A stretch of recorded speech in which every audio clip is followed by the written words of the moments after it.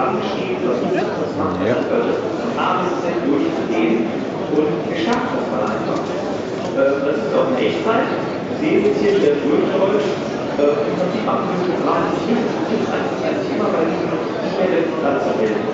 Das wird wirklich sehr flott. Wie es Programm sagt, also hallo, ich will das machen, mein Passwort ist A. Und dann sagt er mir jetzt aber nicht, Passwort ist A, Passwort ist bei A.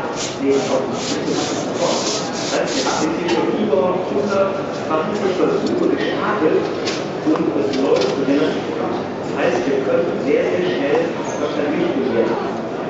Wenn Sie vielleicht sagen, wenn ich jetzt solche Passwörter, das aber einfach ausprobieren, wenn Sie ganzen Verloren jetzt ja schon versammelt, während so ein Computer im Hintergrund relativ stupide dreht, können wir einfach mal das benutzen, was uns Menschen eigentlich eigen ist, nämlich den eigenen Kopf. Wie gesagt, ich komme mal so mit dem Studium von Gelsenkirchen und wir hatten mal Sicherheitstheorie in Dortmund. Das ist über Gelsenkirchen schwierig, da über die Grenzen zu kommen, aber es geht.